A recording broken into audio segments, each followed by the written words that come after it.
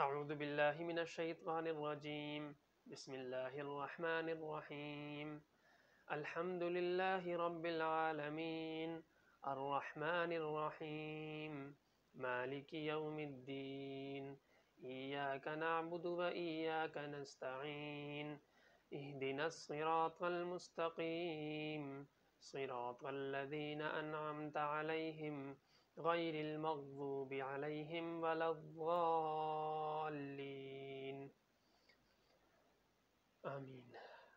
رب اشرح لی صدری ویسر لی امری واحلل عقدۃ من لسانی یفقہوا قولی۔ اللہ تعالیٰ کا بے انتہا فضل ہے، احسان ہے کہ اللہ تعالیٰ نے ہمیں رمضان المبارک جیسی عظیم الشان نعمت ایک بار پھر عطا فرمائی۔ یہ وہ مہینہ ہے کہ جس میں اللہ تعالیٰ نے قرآن کریم کو نازل فرمایا۔ عجیب بات یہ ہے کہ ہر رمضان میں اس کا ہمارے دلوں پر اس کے انوارات اور برکات کا نزول ہوتا ہی رہتا ہے۔ رمضان آتا ہے، قرآن کریم کی طرف رجوع ہمارا بڑھ جاتا ہے۔ یہ بھی اللہ کی دی ہوئی توفیق سے ہی ہوتا ہے، اللہ کا بہت بڑا احسان ہے۔ اس پہ بھی شکر ادا کرنا چاہیے کہ اللہ تعالیٰ نے ہمیں قرآن کریم کی طرف متوجہ فرما دیا، الحمدللہ۔ آج سے ہم شروع کر رہے ہیں قرآن کریم کا مطالعہ۔ ہم کوشش کریں گے اس میں کچھ نہ کچھ قرآن کریم کو سمجھنے کی، پھر اس کو عمل کرنے کی، پھر آگے پہنچانے کی کوشش کریں، اور اللہ سے دعا بھی کرتے ہیں اللہ تعالیٰ ہمیں اس کی خوب توفیق اور ہمت عطا فرمائے، آمین۔ پہلے ہے تعوذ۔ قرآن کریم کی تلاوت سے پہلے تعوذ یعنی اعوذ باللہ پڑھنا، یہ قرآن کریم کے آداب میں سے ہے۔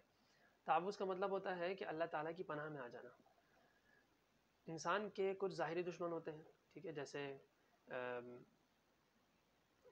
وہ لوگ جو آپ کو دین سے دور کریں، وہ ظاہری دشمن ہیں، دنیا میں نقصان پہنچائیں، ظاہری دشمن ہے۔ اسی طریقے سے کچھ باطنی دشمن ہوتے ہیں، جیسے شیطان ہے، نفس ہے۔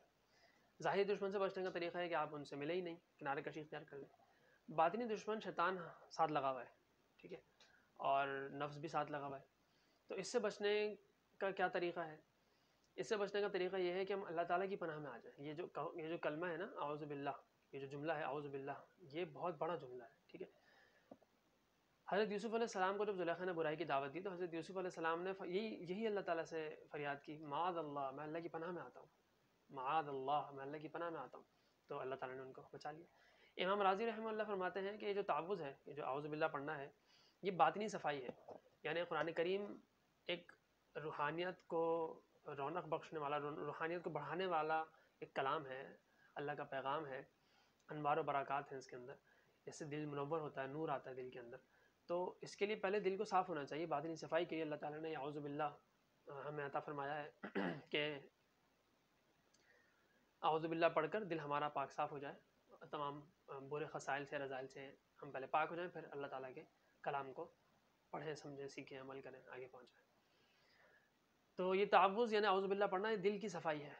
ایک بزرگ حضرت مولانا اشرف علی صاحب تھانوی رحمۃ اللہ علیہ، بہت بڑے بزرگ گزرے ہیں، بہت اللہ والے، نیک، بہت سے مطلب لاکھوں لوگوں کو ان سے جو ہے نا فائدہ ہوا۔ کئی تصانیف ان کی سینکڑوں ہزار سے متجاوز شاید تصانیف ان کی، بہت کتابیں ہیں۔ تو وہ انہوں نے بڑی پیاری مثال دی ہے، یعنی شیطان کے جو خیالات ہوتے ہیں نا، جو اندر آتے ہیں، شیطان کے وسوسے وغیرہ، اس کی نا انہوں نے بڑی اچھی مثال دی ہے۔ انہوں نے مثال دی کہ جیسے بجلی کا جو تار ہوتا ہے نا، اب بجلی کی تار اگر اس پہ ربڑ نہیں چڑھا ہوا، وہ کھلا ہوا ہے، تو جیسے ہی اس کو آپ چھوئیں گے کرنٹ لگے گا۔ اب بجلی کے کھلا ہوا تار ہے، ٹھیک ہے، نیکڈ وائر ہے، اب آپ نے اس کو اگر قریب کرنے کے لیے ہاتھ لگایا تو بھی کرنٹ لگے گا، اپنے سے دور ہٹانے کے لیے ہاتھ لگایا تب بھی کرنٹ لگے گا۔ تو اس کا طریقہ یہ ہوتا ہے آپ ہاتھ ہی نہ لگائیں۔ اسی طریقے سے شیطان کے جو خیالات ہوتے ہیں اس سے لڑا نہیں جاتا، اس سے بحث نہیں کی جاتی، اس میں مطلب شیطان سے نا بس فوراً اس سے آپ جتنا اس کے ساتھ انوالو ہوں گے نا، وہ مزید انوالو ہوتے جائیں گے اور مزید پھنستے جائیں گے، دلدل کی طرح چھوڑ دیں اس کو۔ تو اس کا طریقہ یہ ہے کہ آپ شیطانی خیالات کو چھوڑ دیں اور فوراً بولیں اعوذ باللہ، اللہ میں آپ کی پناہ میں آتا ہوں۔ تو جب اللہ تعالیٰ کی پناہ میں ہم آ جاتے ہیں تو پھر تو اب کچھ ہو ہی نہیں سکتا، مطلب اب تو ہمیں اللہ تعالیٰ کی پناہ حاصل ہو گئی، ہم تمام نقصان سے بچ گئے، الحمدللہ۔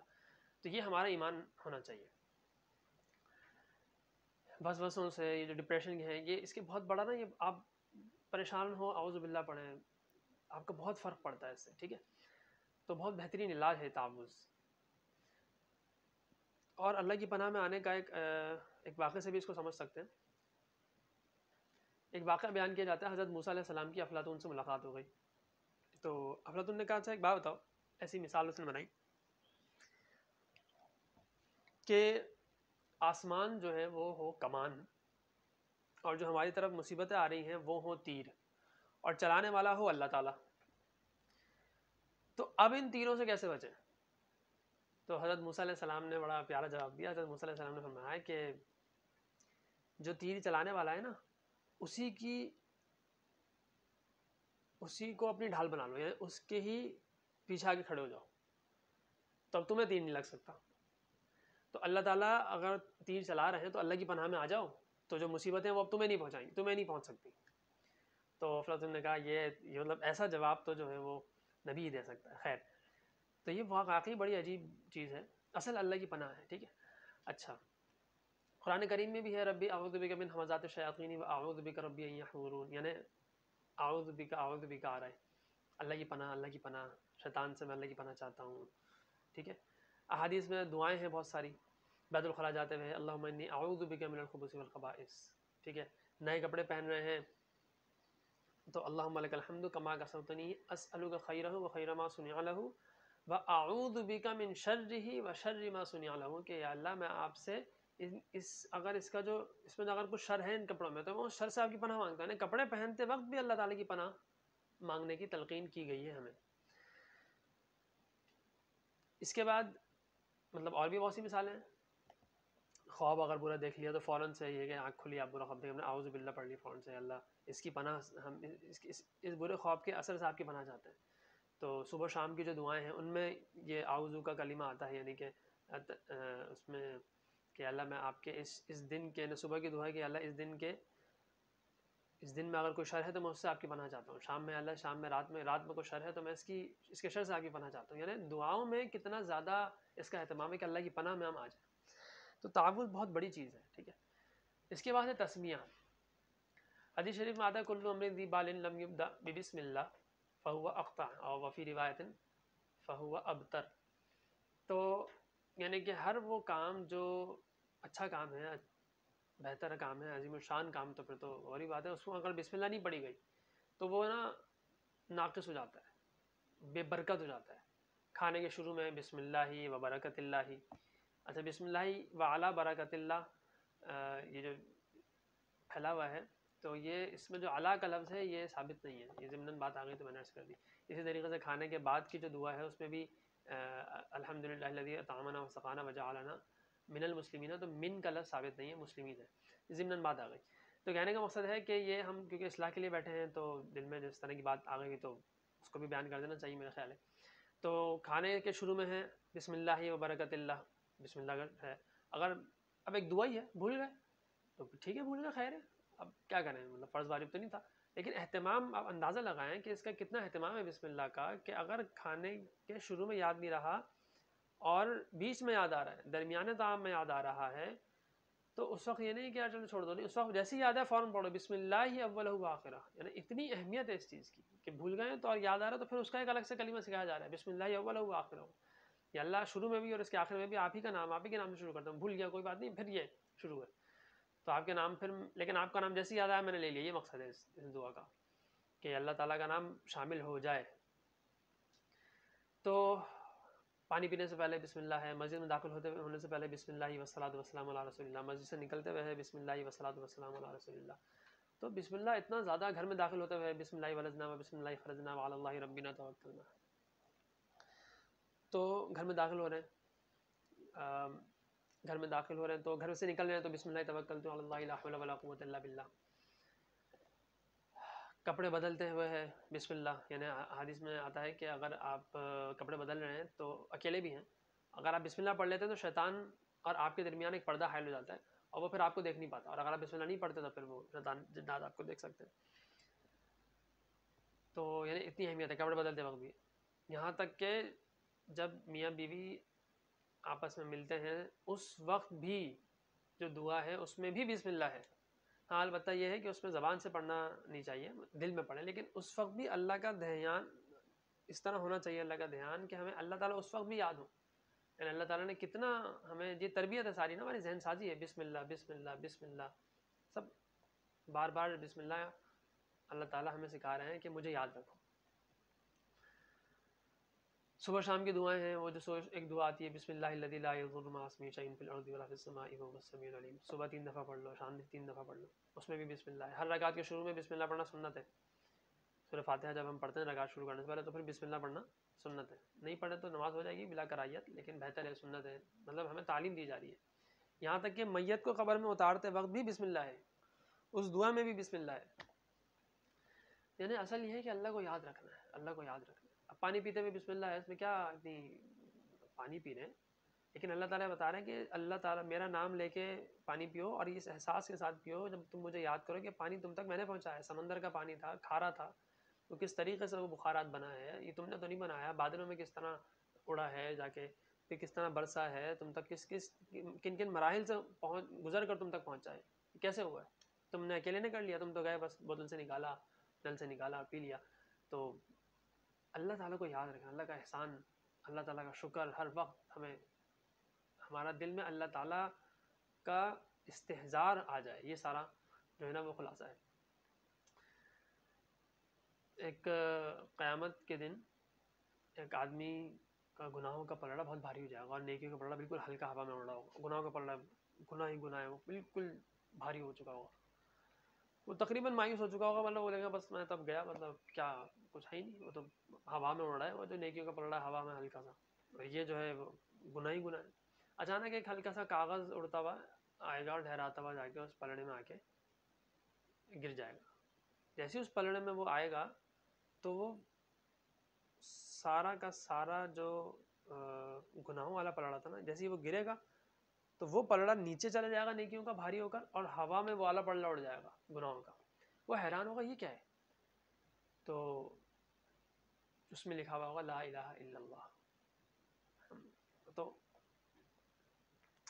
آپ صلی اللہ علیہ وآلہ وسلم نے فرمایا کہ لا يثقل مع اسم اللہ شیء، لا يثقل مع اسم اللہ شیء، اللہ کے نام کے ساتھ کوئی چیز بھاری ہو ہی نہیں سکتی، یعنی ایک طرف اللہ کا نام آ گیا، سارا جہاں ایک طرف، وہ اللہ کا نام بھاری ہے، تو بسم اللہ میں اللہ کا نام ہے، تو اتنی اس میں برکت ہے۔ امام راضی رحمہ اللہ کے ایک فرمان ہے بڑا، انہوں نے، امام راضی بڑے عجیب، یعنی امام راضی کو پڑھنا بھی لیکن تھوڑا سا اتنا آسان نہیں ہوتا، اس کو بھی ذرا سمجھنا بھی، اور پھر باقی اس کو سمجھنا ایک کام ہے۔ تو امام راضی رحمہ اللہ فرماتے ہیں کہ تعوذ و تسمیہ کی مثال ہے لا الہ الا اللہ کی طرح، یعنی تعوذ اللہ کی پناہ میں آنا وہ ہے لا الہ، اور تسمیہ ہے الا اللہ، کہ لا الہ کا مطلب اللہ کے علاوہ معبود ہو ہی نہیں سکتے، اور الا اللہ کا مطلب صرف اللہ ہی معبود ہے۔ تو تعوذ کا مطلب اللہ کی پناہ میں آ کے دل کی ساری صفائی ہو گئی، اور اس کے بعد تسمیہ بسم اللہ، اللہ تعالیٰ کا نام ہم نے ذکر کر دیا، اللہ تعالیٰ کے نام سے ہم نے کام شروع کر دیا۔ تو جس طرح تعوذ اور تسمیہ بالکل ایسا ہی ہے جیسے لا الہ الا اللہ ہے، تعوذ لا الہ اور تسمیہ الا اللہ۔ سورۃ الفاتحہ، سورۃ الفاتحہ کا ایک نام جو زیادہ پڑھا جاتا ہے وہ ہے الفاتحہ۔ فاتحہ کا مطلب ہوتا ہے شروع کرنے والی، تو کیونکہ قرآن کریم کو اس سورت سے شروع کیا جاتا ہے، یہ سورت قرآن کریم کو شروع کرنے والی ہے، اس لیے اس کا نام فاتحہ ہے۔ ام الکتاب ایک نام اس کا یہ، السبع المثانی ایک نام ہے، الشفا اس کا نام ایک نام ہے۔ شفا کے بارے میں ایک واقعہ بھی آتا ہے کہ حضرت ابو سعید خدری رضی اللہ تعالیٰ عنہ کا واقعہ ہے کہ وہ ایک جگہ گئے تو وہاں ایک بستی کچھ لوگ تھے، تو انہوں نے بولا کہ بھائی ہم باہر سے آئے ہیں، کھانے پینے کو کچھ ہے نہیں، تو آپ اگر ہماری کچھ وہ کر دیں، تو انہوں نے انکار کر دیا۔ طریقہ یہ ہوتا ہے کہ اس طرح سے ہوتا ہے تو انکار نہیں کیا جاتا، بلکہ ان کو بولنے کی بھی نوبت نہیں آتی، خود جو ہے آپ مسافر لگ رہے ہیں، آئے ہم آپ ہمارے پاس ٹھہر جائیں، اس طرح کا وہاں چلتا تھا، لیکن انہوں نے بہت ہی بے مروتی کا وہ کیا نا۔ تو حضرت ابو سعید خدری رضی اللہ تعالیٰ نے خاموشوں کو کیا بولتے ہیں، ہوا یہ کہ اس کے بعد ان کا جو بادشاہ تھا وہ ہو گیا بیمار، سانپ نے ڈس لیا ایسے کچھ ہو گیا، تو اس کے بعد انہوں نے جو ہے نا وہ بہت کوششیں کی، ماہر سے ماہر طبیب کو بلا لیا، فائدہ ہی نہیں ہوا، تو انہوں نے بولا بھائی کوئی جھاڑ پھونک والا کوئی ہے تو وہ بھی کر لی، سب کچھ ہوتا رہا، کچھ بھی نہیں ہوا۔ انہوں نے بولا بھائی وہ کچھ سفید پوش لوگ آئے ہیں، مطلب وہ کچھ لگ رہے ہیں ایسے کہ ان سے کچھ بات بنے، تو وہ ان کے پاس آئے، تو ان سے پوچھا، انہوں نے کہا میں دم کر دوں گا انشاءاللہ صحیح ہو جائے گا، لیکن شرط ہے کہ اس کے بدلے آپ مجھے 30 بکریاں دو گے۔ اس میں مختلف روایتیں، 30 ہے، کسی روایت میں 80 ہیں، کسی میں 120 بھی ہیں، غالباً بخاری شریف میں روایت موجود ہے، اور میرا خیال ہے 1 سے زائد مقامات پر موجود ہے، لگ بھگ 20 مقامات پر بخاری شریف میں یہ واقعہ غالباً ملتا ہے۔ تو ابو سعید خدری رضی اللہ تعالیٰ عنہ نے یہ ان سے شرط رکھ لی کہ بھئی یہ میں لوں گا. انہوں نے کہا ٹھیک ہے. وہ گئے, انہوں نے سورہ فاتحہ پڑھی, اور سورہ فاتحہ پڑھنے کے بعد انہوں نے, وہ بادشاہ صحیح ہو گیا. تو پھر جب وہ بکریاں لے کر آئے تو وہ صحابہ جو آپس میں کہنے لگے کہ یہ تو قرآن کریم پر اجرت لے لی, تو یہ جائز ہے نہیں ہے, تو چلو آپ صلی اللہ علیہ وسلم سے پوچھتے. گئے, اللہ کے رسول کے پاس آئے, واقعہ پورا بتایا. آپ صلی اللہ علیہ وسلم نے فرمایا کہ ہاں یہ ٹھیک ہے, صحیح ہے, بلکہ یہ بھی فرمایا کہ اس میں میرا حصہ بھی ملا لو, میرا حصہ بھی لگا دینا. تو کہنے کا مقصد یہ ہے کہ سورۃ الفاتحہ میں شفا بھی ہے, ٹھیک ہے, روحانی شفا تو ہے ہی, جسمانی شفا بھی ہے. تو اس کا ایک نام ہے شفا. سورۃ الفاتحہ اللہ اور بندے کے درمیان مکالمہ ہے. یعنی حضرت ابو ہریرہ رضی اللہ تعالیٰ عنہ سے غالباً روایت ہے کہ آپ صلی اللہ علیہ وسلم نے فرمایا کہ جب بندہ کہتا ہے الحمدللہ رب العالمین, تو اللہ تعالیٰ فرماتے ہیں حمدنی عبدی. اور جب بندہ کہتا ہے الرحمن الرحیم, تو اللہ تعالیٰ فرماتے ہیں کہ اثنى علی عبدی. پھر بندہ کہتا ہے مالک یوم الدین, تو اللہ تعالیٰ فرماتے ہیں مجدنی عبدی. پھر بندہ کہتا ہے ایاک نعبد و ایاک نستعین, پھر اللہ تعالیٰ فرماتے ہیں کہ اب جو ہے وہ میرا اور میرے بندے کے درمیان ہے, جو وہ مانگے گا اس کو ملے گا. پھر بندہ کہتا ہے اہدنا الصراط المستقیم صراط الذین انعمت علیہم غیر المغضوب علیہم ولا الضالین. تو یہ اللہ اور بندے کا مکالمہ ہے. اس لیے نماز میں جب ہم سورۃ الفاتحہ پڑھیں تو بہتر ہے ہر آیت پر وقف کریں, کیونکہ جب آپ الحمدللہ رب العالمین پڑھیں تو پھر اب یہ تصور کریں کہ اللہ تعالیٰ نے آپ کی تعریف فرشتوں میں کی ہے. جو فرشتے ایک وقت تھا کہ وہ کہہ رہے تھے کہ یہ تو زمین میں خون بہائے گا, جب اس پہ اللہ تعالیٰ نے ان کو تو خاموش کیا کہ جو میں جانتا ہوں وہ تم نہیں جانتے, لیکن اب اس وقت اللہ تعالیٰ ان کو جتلا بھی رہے ہیں کہ دیکھو یہ میرا بندہ, یہ میری تعریف حمد و ثنا بیان کر رہا ہے. تو یہ بہت بڑی بات ہے کہ ہمارا ذکر اللہ تعالیٰ اتنی تعریفی انداز میں لے رہے ہیں, اور وہ بھی فرشتوں کی محفل میں ہمارا ذکر چل رہا ہے. تو یہ بندہ اور اللہ کے درمیان یہ مکالمہ ہے. تو یہ صورت بڑی ہی عجیب صورت ہے. اس کو خلاصہ قرآن بھی کہا جاتا ہے. ام الکتاب کا ایک مطلب یہ بھی ہے کہ اس کے اندر تمام جو قرآن کریم کا جو خلاصہ ہے وہ اس کے اندر موجود ہے. الحمدللہ رب العالمین. حمد کا تذکرہ ہے. تو حمد کا مطلب ہوتا ہے تعریف کرنا, اس میں شکر بھی کے جذبات بھی شامل ہوتے ہیں. جیسے چھینک آتی ہے, اب حمد کا کتنا زیادہ اہمیت ہے, وہ بھی ہم ذرا وہ کرتے ہیں. چھینک آئے الحمدللہ, پانی پی لیے, پانی پینے کے بعد الحمدللہ, کھانا کھا لیا تو کھانا کھانے کے بعد الحمدللہ الذی اطعمنا وسقانا وجعلنا مسلمین. سو کر اٹھے ہیں تو الحمدللہ الذی احیانا بعد ما اماتنا والیہ النشور. کپڑے پہن رہے ہیں تو اللہم لک الحمد کما کسوتنی اسألک خیرہ وخیر ما صنع لہ واعوذ بک من شرہ وشر ما صنع لہ. نئے کپڑے, اگر پرانا نارمل کپڑے ہیں, ایسے نارمل بدل لیں کپڑے, تو اس میں الحمدللہ الذی کسانی ھذا ورزقنی من غیر حول منی ولا قوہ. تو یعنی الحمدللہ اتنا اس کا تکرار ہے. حمد بہت, یعنی بخاری شریف کی جو آخری حدیث ہے وہ بھی ہے سبحان اللہ و بحمدہ سبحان اللہ العظیم, اس میں بھی حمد کا ذکر ہے. تو یہ بڑی عجیب, اسی طریقے سے پوری صورت میں عجیب اللہ تعالیٰ نے نا ہمیں اسباق, ہماری تربیت ہو رہی ہے اصل میں, کیونکہ قرآن کریم شروع سے ہو رہا تھا, ذہن سازی ہو رہی ہے, ہماری تربیت ہو رہی ہے. الحمدللہ میں جو پہلا لفظ ہے الحمد, یہ اسم ہے. یعنی ایسا بھی ہو سکتا تھا, مجھے اللہ کی تعریف بیان کرنی نا, تو میں یہ بھی کہہ سکتا ہوں احمد اللہ. احمد اللہ کا مطلب ہے میں اللہ تعالیٰ کی تعریف بیان کر رہا ہوں, یا کرتا ہوں, یا کروں گا. اور اگر میں کہتا ہوں حمید اللہ کا مطلب ہے کہ میں نے اللہ کی حمد بیان کی. تو یہ فعل میں یہ بات ہو سکتی ہے, کیونکہ جس وقت میں نماز پڑھ رہا ہوں یا جس وقت میں تلاوت کر رہا ہوں تو اس وقت میں یہی بولنا, مطلب یہ بات بھی دل میں آتی ہے کہ ہم یہ بولیں احمد اللہ, میں اللہ تعالیٰ کی تعریف بیان کر رہا ہوں, میں اللہ تعالیٰ کی حمد بڑائی بیان کر رہا ہوں. لیکن فعل کے اندر زمانہ ہوتا ہے. اگر میں کہتا ہوں حمید اللہ, میں نے ماضی میں اللہ تعالیٰ کی تعریف بیان کی, تو اس سے یہ نہیں پتہ چل رہا کہ حال میں کیا, یہ مستقبل میں کیا ہو سکتا ہے, حال میں کیا ہو سکتا ہے نہ کیا ہو سکتا ہے, مستقبل میں کروں, ہو سکتا ہے نہ کروں. اور اگر میں کہتا ہوں احمد اللہ کہ میں اللہ تعالیٰ کی تعریف بیان کرتا ہوں, کر رہا ہوں یا کروں گا, تو ہو سکتا ہے ماضی میں نہ کیا ہو. تو فعل کے اندر یہ مسئلہ ہے کہ وہ تمام زمانوں پر محیط نہیں ہوتا. اسم میں خاصیت یہ ہے کہ وہ زمانے کا محتاج ہی نہیں ہوتا. جب میں کہہ رہا ہوں الحمدللہ, تمام تعریف اللہ تعالیٰ کے لیے, تو اگر میں فعل میں بات کرتا ہوں تو جب میں ہوں تو تعریف ہو رہی ہے, نہیں ہوں تو تعریف بھی نہیں ہو رہی. جبکہ ایسا نہیں ہے. تو الحمدللہ میں یہ ہے کہ زمانہ ہی نہیں ہے، چاہے میں ہوں میں نہ ہوں، پوری کائنات ہو پوری کائنات نہ ہو، اللہ کی حمد تب بھی ہوگی. سبحان اللہ. کتنی عجیب بات ہے نا کہ اللہ تعالیٰ کی تعریف کرنے کے لیے اللہ کو مخلوق کی ضرورت ہی نہیں ہے. اللہ کی تعریف ویسی الحمدللہ اللہ کی تعریف ہے، تمام تعریفیں ہی اللہ کی ہیں. تو ایک چیز تو یہ ہو گئی. دوسری بات کیا ہے کہ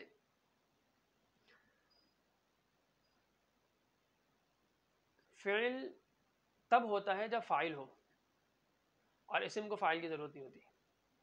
ایک تو زمانے کی بات ہے کہ زمانے کا محتاج نہیں ہوتا اسم، تو اللہ تعالیٰ نے اسم سے بات شروع کی. دوسرا ہے کہ فعل ہو تو فعل کو فاعل ہوگا تو فعل ہوگا، یا فعل ہوگا تو فاعل ہوگا. اگر فعل اور فاعل ایک دوسرے کے لیے لازم اور ملزوم ہے، دونوں میں سے ایک چیز دوسرے کے بغیر ہو ہی نہیں سکتی، تو ایک دوسرے کے محتاج ہیں. تو فعل اسی وقت ہو سکتا ہے جب فاعل ہو، کرنا کام اسی وقت ہو سکتا ہے جب کام کرنے والا ہو. لیکن اسم ہو تو اسم کے لیے بس وہ ہے، تعریف ہے، میں ہوں نہیں ہوں، فاعل ہے نہیں ہے، اسم کو ضرورت ہی نہیں ہے فاعل کی، کیونکہ فاعل تو ہوتا ہی فعل کا ہے نا، اسم کا تو ہو ہی نہیں سکتا. یہ ہوگا تو اسم میں ہمیشگی ہوتی ہے. ٹھیک ہے، فاعل کا محتاج بھی نہیں ہوتا، زمانے کا بھی محتاج نہیں ہوتا. اس کے بعد ہے الحمدللہ. لفظ اللہ ہے. اللہ تعالیٰ یہاں پہ یہ بھی ہو سکتا تھا کہ الحمد للرحمن، آگے آ رہا ہے الرحمن، الحمد للملک، الحمد للقدوس، بہت سارے نام ہو سکتے تھے. الحمد للمؤمن، مؤمن بھی اللہ کا نام ہے. الحمد للسلام، یہ بھی اللہ کا نام ہے. لیکن الحمدللہ جس وقت میں کہتا ہوں الرحمن، تو اس وقت میں اللہ تعالیٰ کی صفت رحمانیت کا تذکرہ کر رہا ہوں.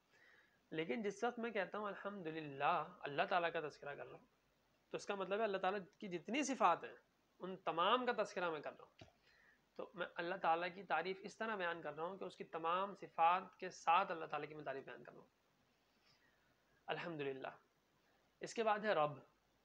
رب کا مطلب سمجھنے کے تھوڑا سا اس کے اندر نا بہت وسعت ہے. ویسے پروردگار ہم کہہ لیتے ہیں، اردو میں بھی رب کا لفظ بھی استعمال ہوتا ہے، لیکن اس میں بہت وسعت ہے. مثال کے طور پر رب کے اندر مالک کا معنی پایا جاتا ہے، رب کے اندر سید کا معنی پایا جاتا ہے. ویسے سید کا مطلب یہ نہیں کہ ہمارا جو ایسی سید ہوتا ہے وہ نہیں. سید کا مطلب ہوتا ہے یعنی آقا کہہ سکتے ہیں ایک طرح سے. تو مالک، سید، منعم یعنی انعام کرنے والا. ایک ہوتا ہے آجر، امپلائر، جو امپلائی کو اس کے کام کا صلہ دے دیتا ہے سیلری کی صورت میں. یہ ہوتا ہے آجر. اگر آپ نے کام کیا ہے تو وہ آپ کو دے دے گا، نہیں کیا تو نہیں دے گا. اور جتنا کام کیا ہے اسی کے حساب سے ملتا ہے. آپ نے 1 مہینہ کام کیا تو 1 مہینے کی سیلری ملے گی، 2 مہینے کی نہیں ملے گی. ٹھیک ہے. لیکن جو منعم ہوتا ہے وہ بھی دیتا ہے، وہ دیتا ہے جو آپ جس کے مستحق نہیں ہوتے وہ بھی دیتا ہے، تو اس کو کہتے ہیں انعام. تو اللہ تعالیٰ منعم بھی ہے، مالک بھی ہے کہ شہنشاہ ہے. چلے ساتھ ساتھ اس کا مطلب بھی ساتھ ہی کر لیتے ہیں، مطلب پورا ہو جائے گا. مالک ہے یعنی کہ جو اصل جو ملکیت ہے، جو اصل مالک ہے وہ اللہ تعالیٰ ہے. یہ ہماری ملکیت عارضی ہے. سید ہے، آقا ہے، منعم ہے، انعام دینے والا ہے. مربی ہے، مربی جو ہماری نشو و نما، ہماری تربیت بھی کر رہا ہے، ہمیں محبت سے چلا رہا ہے، محبت سے ہمیں پروان چڑھا رہا ہے، اسے کہتے ہیں مربی. القیم، یہ بھی رب کے اندر اس کا مطلب پایا جاتا ہے. قیم کہتے ہیں چیزوں کو تھامنے والا، قائم کرنے والا ہے. ایسے نہیں، بعض لوگ کہتے ہیں کہ بھائی اللہ تعالیٰ نے کائنات تو بنا دی، لیکن اس کے بعد اس نے نا اپنی ذمہ داریاں بعض نیک لوگوں کو یا فرشتوں کو دے دی ہیں. اب اللہ میاں سکون سے بیٹھے ہوئے. سکون سے مطلب اللہ میاں اب اللہ میاں نہیں کچھ کر رہے، آٹومیٹک چل رہا ہے سارا. بعض کہتے ہیں کہ لوگوں کو دی ہوئی ہیں ذمہ داریاں، فرشتوں کو دی ہوئی ہیں، وہ بھی بات غلط ہے. اور بعض کہتے ہیں کہ فرشتوں کو ذمہ داری تو دی ہوئی ہے لیکن کرنے والا اصل اللہ ہی ہے. یعنی ایک ہے کہ مثال کے طور پر ایک بادشاہ ہے، وہ بادشاہ ہے بہت بڑا، اس نے اپنے ملازمین کو ڈیوٹیز دے دی. اب پورا ملک اس نے آٹومیشن پہ لگایا ہوا ہے اور پورا ملک وہ نظام وہ چلا رہا ہے، وہ مزے سے بیٹھ کے جو ہے نا وہ پھل فروٹ کھا رہا ہے. یہ ہے. اور ایک ہے کہ وہ اس نے کسی کو ذمہ داری دی ہے یا نہیں دی ہے، لیکن کام جو کرنے والا ہے، جو نظام سنبھالنے والا وہ خود ہی ہے. وہ اس وقت بھی سنبھال رہا ہے کہ ایک چیز کو بھی وہی ہینڈل کر رہا ہے. تو یہ ایک بادشاہ کر ہی نہیں سکتا. یہ صرف اور صرف اللہ تعالیٰ کی شان ہے کہ وہ یہ کام کر سکتے ہیں. تو اللہ تعالیٰ نے ہمیں بتایا تو ہے، مثال کے طور پر روح قبض کریں گے تو جبرائیل علیہ السلام کریں گے، تو وہ ذمہ داریاں تو ہیں ایک اعتبار سے، لیکن کرنے والے اس وقت بھی اللہ، فاعل اس وقت بھی اللہ تعالیٰ ہوتے ہیں. یہ فرق ہے اللہ تعالیٰ میں اور مخلوق میں، یہ بہت بڑا فرق ہے. یہ بادشاہ میں اللہ تعالیٰ کی بادشاہت میں بہت بڑا یہ فرق ہے. تو بعض لوگ کہتے ہیں کہ اس طرح ذمہ داری دی ہوئی ہے، اللہ تعالیٰ کچھ نہیں کر رہا ہے، ٹھیک ہے، نیک لوگوں کو ان کو دی ہوئی، یہ بات بھی غلط ہے. اور بعض کہتے ہیں کہ اللہ تعالیٰ نے کائنات بنا دی، اب یہ خود آٹومیٹک چل رہی ہے. بنانے والا تو ایک ہے، ایک پاور ہے، ایک اتھارٹی ہے، لیکن اس کے بعد اب وہ سنبھالتے نہیں ہیں، وہ آٹومیٹک انہوں نے ایسا سسٹم بنایا کہ آٹومیٹک چل رہا ہے. تو ایسا نہیں ہے، القیم ہے، اس پر تھامنے والا، اس کو قائم رکھنے والا اللہ تعالیٰ ہے. الحمدللہ رب العالمین. اب اسی میں اتنی تفصیل ہو گئی ہے، میں اب زیادہ ڈیٹیل میں نہیں جاؤں گا. سورۃ الفاتحہ میں سورۃ الفاتحہ کے قرآن کریم کا ایک ایک لفظ اتنا زیادہ علم کا سمندر اپنے اندر سموئے ہوئے ہے کہ ایک لفظ پر بھی بات کی جائے. حضرت علی رضی اللہ تعالیٰ عنہ کے متعلق بات آتی ہے کہ ایک دفعہ عشاء کے بعد بیٹھے اور سورۃ الفاتحہ کو سوچا کہ میں بیان کرتا ہوں، اور سورۃ الفاتحہ میں پھر پہلے بسم اللہ کو شروع کیا. بسم اللہ میں بسم اللہ کی جو با ہے اس کو بتا رہے تھے. وہ بسم اللہ کی با کو بیان کرنا شروع کیا ہے، اس کے معانی، اس کے اندر کیا کیا چیزیں ہیں، اس کو بیان کرنا شروع کیا. تو عشاء کے بعد بیٹھے تھے، فجر کی اذان ہو گئی اور ابھی تک با کا مطلب چل رہا تھا. تو اور حضرت علی کا ہی ایک طرح ایک فرمان یہ بھی ملتا ہے کہ روایت کیا جاتا ہے کہ آپ نے فرمایا کہ اگر میں، حضرت علی رضی اللہ تعالیٰ عنہ نے فرمایا کہ اگر میں سورۃ الفاتحہ کی تفسیر لکھواؤں تو 70 اونٹوں پر لا دی جائے گی. یعنی اس کی تفسیر میں نے لکھوا دی تو اس کی جو کتاب بنے گی، جو ایک نہیں کتنی ساری جلدیں بنیں گی اس کی، تو ان کو میں لکھواؤں تو وہ اتنی زیادہ ہوں گی کہ ان کو اٹھانے کے لیے 70 اونٹ چاہیے. یعنی 7 آیات ہیں سورۃ الفاتحہ کی، تو ہر آیت کے لیے 10 اونٹ چاہیے. تو یہ تو حضرت علی رضی اللہ تعالیٰ عنہ کا علم ہے. امام راضی کا میں نے بھی نام لیا. امام راضی رحمہ اللہ نے ایک دفعہ بیان میں ایسی بات کرتے ہوئے انہوں نے فرمایا کہ یہ قرآن کریم میں 10 لاکھ مسائل ہیں. تو لوگوں نے کہا یار کیسی بات ہے، مطلب 10 لاکھ مسائل تو بہت زیادہ ہے نا. 10 لاکھ 6,000 آیات، 6,500 آیات ہیں. 6,500 آیات ہیں تو چلو ہر آیت سے اگر آپ 10 چیزیں بھی نکال لیں تو 10 مسائل بھی نکالیں، ایک آیت سے 10 مسائل نکال لیں تو بھی 65,000 چیزیں بنتی ہیں. اور ایک آیت سے 100 نکال لیں تو بھی 6.5 لاکھ بنیں گے، اور 100 نکالے نہیں جا سکتے، 10 نکالنا مشکل ہے. اور یہ تو 10 لاکھ مسائل کہہ رہے ہیں قرآن کریم میں.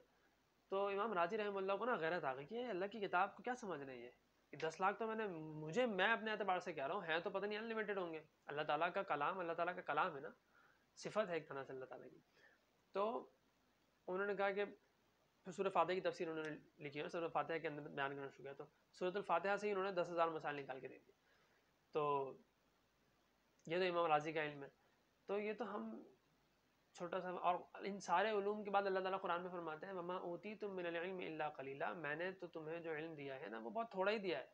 یعنی تم اس کو نہیں سمجھو کہ 70 اونٹوں پہ میں نے اگر تفسیر لکھوا دی سورہ فاتحہ کی، اور امام راضی نے اگر یہ کر دیا 10,000 مسائل نکال دی سورہ فاتحہ سے، اور ابن القیم رحمۃ اللہ علیہ نے ایاک نعبد و ایاک نستعین کے اوپر غالباً اسی آیت کے اوپر 3 جلدوں میں کتاب لکھ دی ہے. تو سارا تم سمجھ رہے ہو کہ بہت زیادہ کام کر دیا ہے، اور بہت زیادہ علوم اور فنون ان آیات سے تم نے نکال دیا. اللہ تعالیٰ فرما رہے ہیں تمہیں بہت کم دیا ہے تو تم نے اتنا نکالا ہے. یعنی دیا اللہ نے، اور دینے والے خود کہہ رہے ہیں، اللہ تعالیٰ فرما رہے ہیں کہ میں نے بہت کم دیا ہے. تو اصل میں اس کے اندر کیا علوم ہے وہ تو اللہ ہی جانتے ہیں. تو ہم اسی پر اس طرح سے پڑھنے میں تو بہت وقت بھی لگ جائے گا. صرف ایک تھوڑا سا میں نے ایک سمجھنے ایک ایسنس دیا ہے، ایک ٹچ دیا ہے. اور یہ میں تو بالکل بہت کم علم طالب علم ہوں، تو اس میں بھی چند چیزیں میں نے روکی ہیں کہ پھر وہ بہت لمبی ہو جاتی ہے بات. تو الحمدللہ رب العالمین تک ہم نے پڑھ لیا، عالمین تک ابھی ہم نہیں آئے، لیکن ہم اس کو اب آگے اتنی تفصیل میں نہیں پڑھنا چاہیں گے کیونکہ اس طرح پڑھے تو پھر بہت ٹائم لگ جائے گا.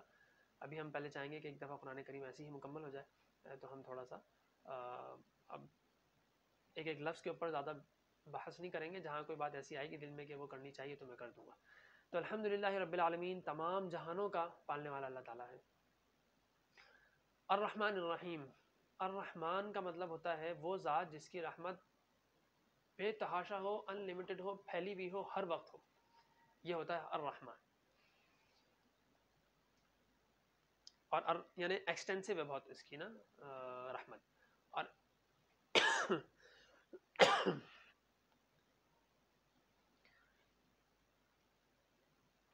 اور الرحیم کا مطلب ہے وہ ذات کہ جس کی رحمت پوری پوری ہو، مکمل ہو. یعنی اس میں عموم نہیں ہے، خصوص ہے. یعنی انٹینسو ہوگی، جس کے اوپر ہوگی اس پہ پوری پوری ہوگی. الرحمن کے اندر ہے کہ ایکسٹینسو ہے، پوری دنیا، پورے عالم، تمام مخلوقات پر ہے. اور الرحیم کا مطلب ہے کہ جن پر ہے ان پر پوری پوری ہے. تو اب اللہ تعالیٰ الرحمن بھی ہے اور الرحیم بھی ہے، اور یہ اللہ تعالیٰ ہی ہو سکتے ہیں، اس کے علاوہ تو الرحمن تو خیر ہو ہی نہیں سکتے. اسی لیے لفظ اللہ اور الرحمن یہ جو لفظ ہے، ان کو صرف کسی کا نام اس طرح نہیں رکھا جا سکتا کہ بھائی الرحمن، یا کسی کا نام ہے رحمان، بھائی رحمان ادھر آؤ، یہ جائز نہیں ہے. عبد الرحمن ہونا چاہیے. اور اسی طریقے سے اللہ بھی نام نہیں رکھ سکتے، تو عبداللہ ہو سکتا ہے اللہ کا بندہ، یا امت اللہ اللہ کی بندی، امت الرحمن رحمان کی بندی. الرحیم جو نام ہے یہ رکھا جا سکتا ہے، ویسے تو عبد الرحیم ہی رکھنا چاہیے اور عبد الرحیم پکارنا بھی چاہیے، لیکن رحیم پکار لیا اور رحیم رکھ لیا نام، تو اس میں برائی نہیں ہے. الرحمن اور اللہ، یہ اگر نام بغیر عبد کے یا بغیر امت کے، یعنی امت اللہ یا امت الرحمن یا عبداللہ یا عبد الرحمن کے بجائے اس میں سے عبد کا لفظ یا امتن کا لفظ ہٹا دیا گیا اور پھر پکارا گیا، تو پکارنے والے کو بھی گناہ ہے، اور سننے والے نے جس کا نام ہے اس نے بھی پلٹ کے دیا، پلٹا یا جواب دیا، تو اس کو بھی گناہ ہے. تو یہ بہت مطلب، کیونکہ اللہ تعالیٰ کی خاص نام ہے اللہ تعالیٰ کے. جیسے آپ صلی اللہ علیہ وسلم کے 2 نام ہیں، محمد اور احمد، خاص بڑے نام. اسی طریقے سے اللہ تعالیٰ کے 2 بڑے نام ہیں، قل ادعوا اللہ او ادعوا الرحمن، ان کو اللہ سے کہہ کے بلاؤ یا الرحمن کہہ کے بلاؤ، ایما تدعوا فلہ الاسماء الحسنی، اور بھی اللہ تعالیٰ کے پیارے حسین نام ہیں. تو ان 2 ناموں میں بہت بڑی، یعنی اللہ تعالیٰ کے بڑے جو نام ہیں وہ یہ 2 نام ہیں. اور اصل کا جو الرحمن بھی صفاتی نام ہے، لیکن لفظ اللہ جو ہے اللہ تعالیٰ کا ذاتی نام ہے. تو الرحمن الرحیم، مالک یوم الدین، اللہ تعالیٰ روز جزا کا مالک ہے. اور اس میں ایک بات ہے، چلیں آگے انشاءاللہ آئے گی. اس کے بعد ہے مالک یوم الدین کے مطلب یہ ہے کہ بھائی اصل ملکیت جو ہے وہ ابھی بھی اللہ تعالیٰ کی ہے، لیکن اس وقت تو اصل صحیح ظہور جو ہے نا اللہ تعالیٰ کی شہنشاہیت کا، وہ آخرت کے دن ہمارے سامنے آ جائے گا. ایاک نعبد و ایاک نستعین، یا اللہ اب